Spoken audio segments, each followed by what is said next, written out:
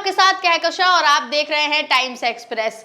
एक तरफ तो एनडीए गठबंधन की सरकार जो है वो बनने जा रही है। 8 जून को नरेंद्र मोदी प्रधानमंत्री पद की शपथ लेने जा रहे हैं, ऐसी खबरें चल रही हैं, ऐसा दावा किया जा रहा है। कल यानी कि 5 जून को नीतीश कुमार और चंद्रबाबू नायडू ने अपना समर्थन भी एनडीए सरकार को जो दे दिया है। लेकिन इस वक्त जो पत्रकार है, माफ कीजिएगा, जो चाटुकार पत्रकार हैं वो अपनी हरकतों से बाज नहीं आए हैं। यहाँ साफ तौर पर देखने को मिल रहा है कि जो नरेंद्र मोदी हैं उनके चेहरे की हवाइयां उड़ी हुई हैं। जो बड़े बड़े नेता हैं, अमित शाह हो गए, राजनाथ सिंह हो गए, सभी इस वक्त काफी कश्मकश में हैं, क्योंकि ये भी कहा जा रहा है कि कभी भी नीतीश कुमार और चंद्रबाबू नायडू जो है वो पलटी मार सकते हैं।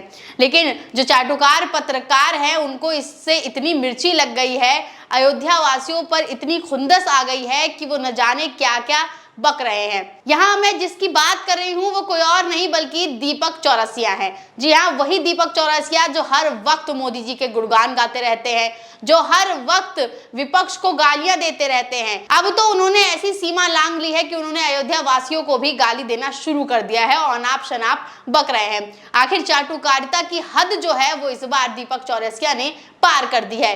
क्या कुछ लिखा है दीपक चौरसिया ने अपने ट्वीट में, हम आपको पढ़कर सुनाते हैं। दीपक चौरसिया यहाँ कह रहे हैं कि माँ सीता का श्राप लगा तब अयोध्या उजाड़ हो गया था, लेकिन अब तो रामलला अपनी जन्मभूमि लौट आए।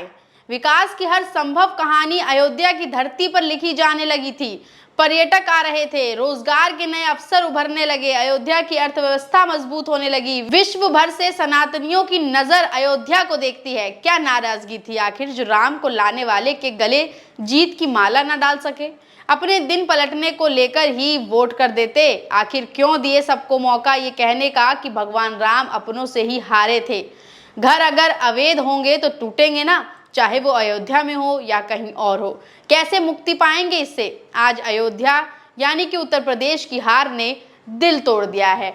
तो भैया दीपक चौरसिया जो हैं इतने ज्यादा दुखी हैं कि वो अयोध्या वासी को ही उल्टा पुल्टा कहने लग गए हैं। उनका मानना है कि जो राम को लाए हैं, यानी कि जिस तरीके का नारा जो है बीजेपी लगा रही थी कि जो राम को लाए हैं हम उनको लाएंगे, तो राम लला को जो लाए मोदी जी, उन पर अयोध्या वासियों ने विश्वास नहीं रखा और उन्हें ही अयोध्या सीट से हरा दिया। तो दीपक चौरसिया को बहुत बड़ा इससे झटका लगा है, वो काफी उदास हैं। और देखिए आखिर यहाँ तक दीपक चौरसिया ने कह दिया है कि घर अगर बीच में आएंगे तो टूटेंगे ही। जैसे कि अभी इस वक्त सोशल मीडिया पे तमाम वीडियो चल रही हैं जिसमें दिखाया जा रहा है कि अयोध्या वासियों के जो स्थानीय निवासी हैं उनके घर किस तरीके से तोड़े गए, कैसे उस पर बुलडोजर चलाया गया जो कि रामलला पथ पर आ रहे थे। तो सिर्फ रामलला पथ बनने के लिए जो घर तोड़े गए, जिन लोगों को घर से बेघर कर दिया गया, उनकी हाय जो है वो बीजेपी को लगी है, ऐसा सोशल मीडिया पर लगातार चल रहा है। लेकिन दीपक चौरसिया की हद तो देखिए, वो कह रहे हैं कि घर बीच में आएंगे तो तोड़े ही जाएंगे,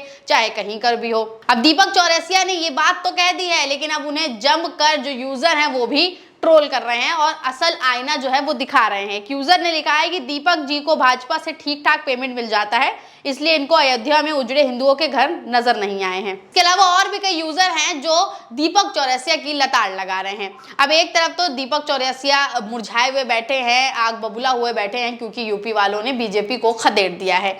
लेकिन इस वक्त मैं आपको एक और बड़ी खबर बता देती हूँ कि भले एनडीए सरकार को नीतीश कुमार और चंद्रबाबू नायडू का समर्थन मिल गया है, लेकिन अब प्रधानमंत्री कौन बनेगा, प्रधानमंत्री का चेहरा कौन होगा, इस पर भी आकर बात टिक गई है। सूत्रों के हवाले से खबर आ रही है कि प्रधानमंत्री मोदी के चेहरे के लिए नरेंद्र मोदी को नकार दिया गया है।